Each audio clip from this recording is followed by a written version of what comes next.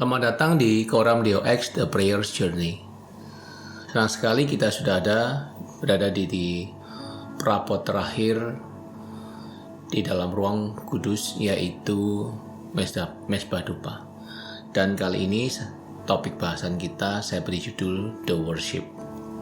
Mari kita membuka satu ayat di Mazmur 104 ayat ke-33 hingga ayat yang ke-34. Saya akan membacakannya untuk teman-teman. Aku hendak menyanyi bagi Tuhan selama aku hidup. Aku hendak bermazmur bagi Allahku selagi aku ada. Biarlah renunganku manis kedengarannya kepadanya. Aku hendak bersuka cita karena Tuhan.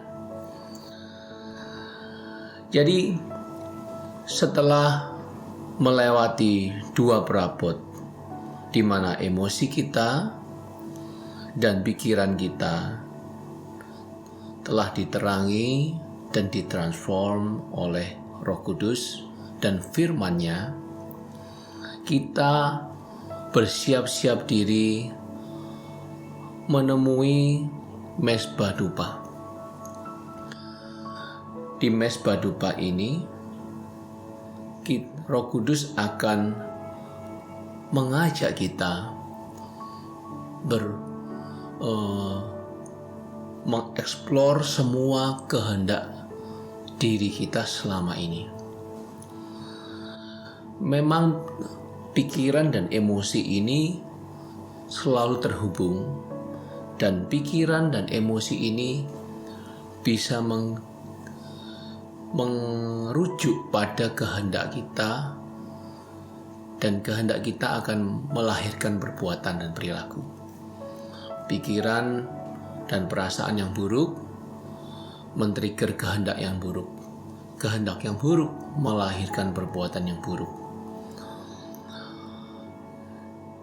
Dan setelah pikiran dan emosi ini sudah diterangi, maka kehendak kita ini siap untuk dibawa kepada satu state of worship, satu keadaan diri, batin, pribadi kita sepenuhnya menyembah Tuhan.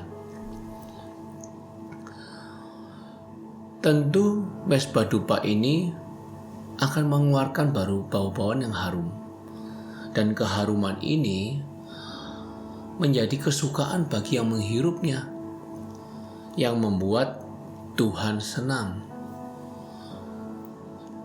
Apa yang membuat Tuhan senang? Kalau tadi pemazmur bicara mengenai supaya renunganku ini manis kedengarannya Tuhan, begitu juga supaya penyembahanku ini harum bagi Engkau. Ada 3 hal yang pasti tentang penyembahan yang harum. Pertama, yaitu penyembahan yang menyelaraskan kehendak kita sepenuhnya dengan kehendak Tuhan. Karena penyembahan ini bicara tentang kehendak kita yang sejalan dengan kehendak Tuhan. Yang kedua adalah penyembahan yang dilandasi oleh kasih kepada Allah, tidak terkontaminasi oleh isu-isu pikiran, emosi, dan kehendak kita yang lain. Tidak juga terkait dengan penyembahan yang sifatnya transaksional dengan Allah. Karena pengen sesuatu maka dibaik-baiki. Sedangkan ketika tidak butuh, kita tidak perlu melakukannya. Tidak demikian. Penyembahan yang sejati, penyembahan yang didasarkan oleh kasih. Dan yang terakhir adalah penyembahan yang ditujukan hanya untuk memuliakan dan mengagungkan Tuhan saja. Nah, di titik ini mungkin kita akan kesulitan mengekspresikan seluruh maksud hati dan pikiran untuk memuliakan Dia. Mungkin kita sudah di satu titik kita siap menyembah Tuhan. Kita sudah meninggalkan semua pikiran dan emosi. Bahkan semuanya sudah sejalan dengan apa yang Tuhan kehendaki. Kita tidak punya isu-isu yang terkait yang membuat kita tidak present karena emosi dan pikiran kita yang selalu menyita kita. Kita sudah siap untuk menyembah. Namun, banyak kata dan kalimat yang sulit untuk mengekspresikan maksud hati kita. Memang tidak ada kata dan kalimat yang bisa mengekspresikan bagaimana Tuhan itu begitu mulia dan begitu agung dan begitu layak untuk disembah. Oleh karena itu, di titik ini mungkin Roh Kudus akan mengajak saudara menyembah Dia di dalam roh. Menyembah Dia menggunakan bahasa roh. Menyembah Tuhan dengan berbahasa roh itu diberikan kepada kita supaya kita bisa menyembah dengan intim tanpa otak kita, pikiran kita terganggu untuk mentranslate pikiran maksud hati kita. Jadi kita bisa mengutarakan sepenuhnya betapa kita mengasihi Dia, betapa Tuhan itu layak untuk menerima semua pengagungan kita, seluruh keberadaan kita, dan semua kehendak kita yang mau ditaklukkan di bawah kehendaknya. Jadi, mari kita belajar membawa diri pada satu state seperti itu dan terbuka akan karya Roh Kudus ketika ada bahasa roh yang mungkin muncul di tengah-tengah penyembahanmu. Dan yang kedua, penyembahan yang seperti ini sifatnya tidak sama dengan menaikkan lagu slow rohani, teman-teman. Karena lagu slow rohani itu belum tentu lagu penyembahan. Jadi mungkin lagu itu enak didengar. Mungkin juga lagu itu berisi dengan ayat-ayat yang menguatkan jiwa kita. Tetapi bahkan mungkin juga liriknya membuat kita rileks dan menghibur hati. Tetapi itu tidak harum di hadapan Tuhan, karena itu justru harum buat jiwa kita. Kita ingin menenangkan jiwa ini dengan lagu-lagu rohani.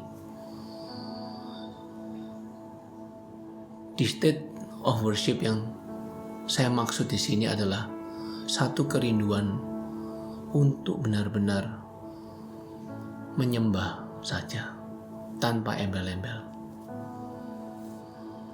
Oleh karena itu, saya menyarankan untuk teman-teman menggunakan musik instrumen tanpa lirik, bahkan yang tanpa pernah saudara kenali. Karena ketika lirik nada-nada tertentu terhubung dengan lirik-lirik tertentu, teman-teman mengingat lagi dengan kalimat-kalimat yang membuat jiwa saudara lebih ayem gitu ya. Padahal di titik ini kita mau menyembah Dia.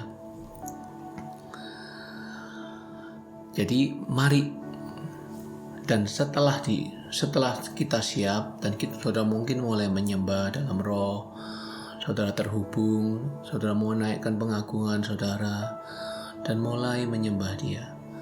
Nah, coba mulai amati lagi. Amati bagaimana presence-mu. Karena apa?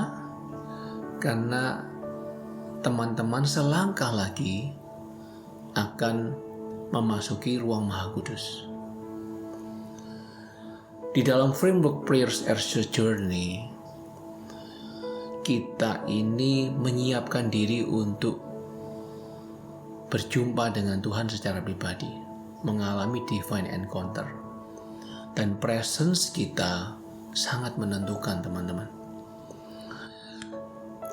Mari amati presence kita, bagaimana kita siap di satu titik secara tubuh, jiwa, dan roh kita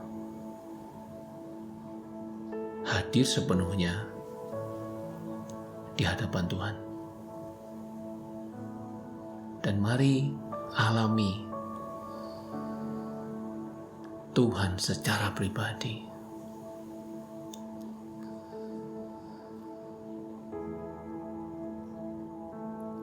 Di titik ini, the worship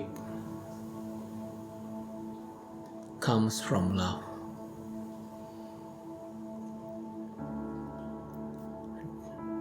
The light brings hope, the word creates faith, and the worship come from love.